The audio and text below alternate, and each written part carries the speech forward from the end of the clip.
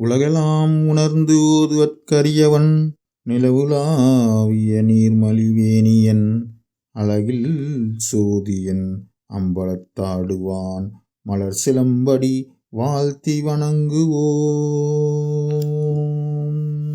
தென்னாடுடைய சிவனே போற்றி, எந்நாட்டவர்க்கும் இறைவா போற்றி போற்றி.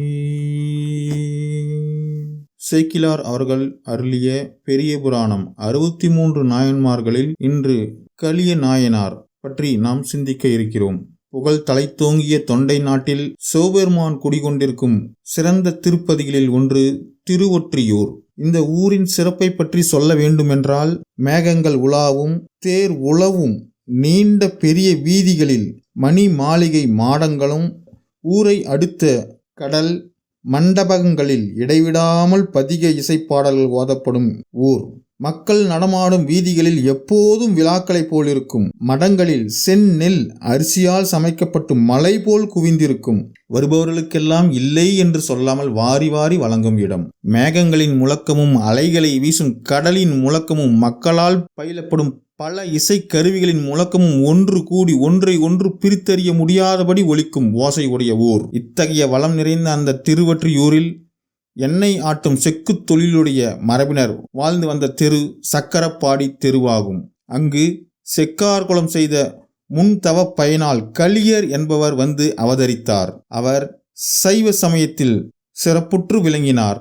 சிவபெருமானுக்கு திருத்தொண்டு செய்யும் நெறியில் தமது அளவற்ற செல்வத்தை கொண்டு திருவொற்றியூர் இறைவனது திருக்கோயிலின் உள்ளும் புறமும் இரவு பகல் பாராமல் திரு விளக்கு ஏற்றி திருப்பணியில் ஈடுபட்டு வந்தார் கலிய நாயனார். இத்தகைய செயலை செய்ய அவர் என்னே தவம் செய்தார். இவ்வாறு திருவிளக்கு ஏற்றி வந்த சிவ புண்ணியத்தின் உழைப்பை கலிய நாயனாரின் மெய்த்துண்டை உலகுக்கு எடுத்துக்காட்ட விரும்பினார் சிவபெருமான். அவ்வளவு எளிதாக உலகுக்கு எடுத்துக்காட்டி விட முடியுமா?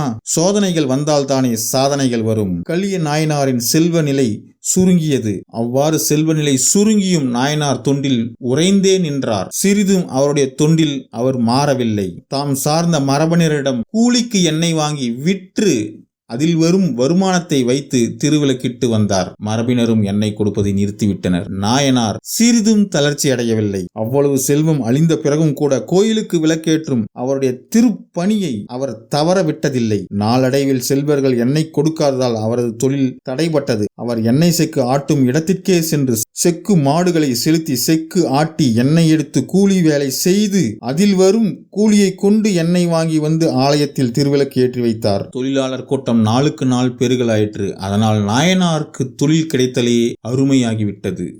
அதனால் கலிய நாயனாருக்கு அத்தொழில் மூலம் கிடைத்த வருமானமும் முடங்கி போயிற்று.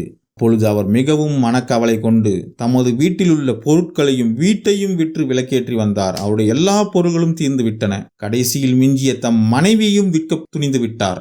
மனம் தளர்ந்து திருக்கோயிலை அடைந்தார். திருவிளக்கு தொண்டில் தலைப்பட்டார். தொண்டுக்கு இடையூறு நேரி நான் இறப்பதே மேல், மணிவிளக்கு ஏற்றும் பணி நின்று விடுமானால் நான் மாழ்வதே சரி என்று துணிவோடு நாயனார் திருவிளக்கெல்லாம் திரியிட்டு அகல்களை எல்லாம் அழகாக வைத்துவிட்டு தமது திருத்தொண்டு வலுவாமல் நடைபெறும் பொருட்டு எண்ணெய்க்கு பதிலாக தம் உடலில் நிறைந்துள்ள இரத்தத்தை கொண்டே திருவிளக்குகளை நிறைக்க எண்ணினார். அந்த எண்ணத்தோடு அவர் ஒரு கருவியை கொண்டு கழுத்தை அறியலானார். அப்பொழுது பெரும் கருணையுடைய சிவபெருமான் தோன்றி கழுத்தை அறுக்கும் நாயனாரின் கையை பிடித்து தடுத்தாட்கொண்டார். கலியனார் முன்பு இருந்தது போலவே ஊர் நீங்கி ஒளிபெற்ற மேனியுடன் தமது கைகளை தலைமீது தூக்கி சிவபெருமானை வணங்கினார். சிவபெருமான் அவருக்கு சிவபதம் அளித்தார்.